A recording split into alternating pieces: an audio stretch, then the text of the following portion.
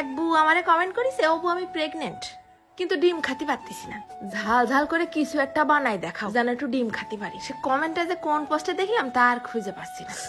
Super tasty, ঝাল ঝাল টক টক, সেই মজা। শাওড়ির পোলা মায়ের মাথা ঘুরলেই দৌড়ই যে মুরগির পাশাতে একটা ডিম নিয়ে এসে ঠাস করে ভেঙে ভাইজে খাওয়াই দেয়। আজ যখন পোলার বউ ডিম সিদ্ধ করতে যায় মুখটা কালা হয়ে যায়, তখন নাকি গ্যাস থাকে না, এক্ষুনি গ্যাস শেষ হয়ে যাবে, অথচ সেই গ্যাস চলে আরো 1 মাস। যা, মুরগি সহ জবাই দিয়ে দিছি, খাইলাম না তো ডিম, এবার 14 গোষ্ঠী মিলে ডিম খা। তা ফার্স্টে আগে ডিম দুটো সিদ্ধ করে নিয়ে কড়াইয়ের মধ্যে ফেলাই দিলাম ঘপ ঘপ করে সয়াবিন তেল, দিচ্ছি অল্প একটুখানি জিরে, তারপরে দিলাম 2 লবঙ্গ, ফেলাই দিলাম আবার কয়দানা কালা কালা গোলমরিচ। ফ্রিজের মধ্যে বাদাম ছিল কয়টা, তাও আবার ফেলাই দিলাম মুঠখানিক পেমফল।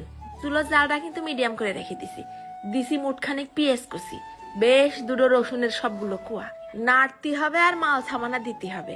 শেষ পর্যায়ে আবার দিয়ে দিলাম একটা টমাটোমের ফালি, ভালো করে নেড়ে চেড়ে বেশ কিছুক্ষণ ভাজা ভাজা করে নিয়ে নামাই নিয়ে ঠান্ডা করে ঢাইলে দেবো ব্লেন্ডারের মধ্যে। টক টক স্বাদটা আরো একটুখানি প্রখর বানানোর জন্য দিয়ে দিলাম 2-3 কুয়া তেঁতুল, আর ওই সিদ্ধ করা 2 ডিম 2 ঘুল্লি দিয়ে একেবারে নিপিস করে বেটে নিছি।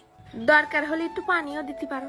এবার কড়াইয়ের মধ্যে ঢেলে দিলাম আরো চামচ খানিক সয়াবিন তেল, দিচ্ছি 2 শুকনো ঝাল ফোড়নে আর 2 কুয়া রসুন কুচি, কিছুক্ষণ ভাজা ভাজা করে নিয়ে দিয়ে দেবো অল্প কয়দানা সর্ষে। ভালো করে ফোড়ন দিয়ে ঘিরান বেরোলি ঢাইলে দেবো ওই ডিম বাটাটুক। এখন আর বেশি না, 2-4 মিনিট। এই ডিম ভর্তাটাই যে কি ঘিরান! দিলাম আবার বেশ খানিকটা স্বাদ অনুযায়ী নুন আর 1 চিমটি মতন হলদির গুঁড়ো। একদম শেষ পর্যায়ে আবার ফেলাই দিছি বেশ কিছুটা ধনিয়া পাতা কুচি। কিছুক্ষণ নাড়াচাড়া করে নিলেই হয়ে যাবে না সুস্বাদু টক টক ঝাল ঝাল সিদ্ধ ডিমের ভর্তা। যেসব বুড়া আমারে মাথা খারাপ করে দিয়েছে, ওবু আমি প্রেগনেন্ট কিছু খাতে পারছি না, তারা একটু এইরকম করে ডিম ভর্তা করে খাই দেখে নে। আর সিদ্ধ ডিম খাতে যাদের ভাল লাগে না তারাও একটু এরকম করে চেষ্টা মেরে দেখে নে। কয় গামলা ভাত নিয়ে বসতেই হবে না তার ঠিক নেই, নরম তুলতুলে যেরকম একটা বাসনা সেরকম একটা ঘেরান। আলতো করে অল্প একটুখানি ভর্তা নিয়ে ভাতটা মাখাই নিলে ভাতের কালারই পাল্টাই যাচ্ছে। তো তোমাদের মন চাইলে তোমরা কাঁচা ঝাল দিয়েও বানাই খেতে পারো, কোনো সমস্যা নেই। বুঝাই যাচ্ছে না যে এর মধ্যে ডিম দিয়া, সাথে আছে আবার ভাজা বাদামের ভাজা ফেলেবার মিষ্ট মিষ্ট স্বাদ। গরম গরম ভাতের মধ্যে নচো নচো করে মাখাই নিয়ে জিবলের পর দিলেই হয়। গালের মধ্যে চালু হয়ে গেছে স্যালো মেশিন, জিবলেটা খালি এই গালে একটা বাড়ি দিচ্ছে ওই গালে একটা বাড়ি দিচ্ছে, নাইছে নাইছে উঠতেছে।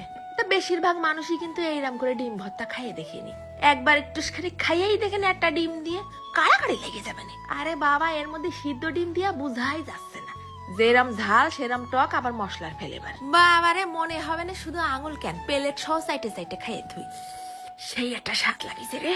ভয় দিতে সমস্যা হয়ে যাচ্ছে, আবার খাতে মনে চাচ্ছে।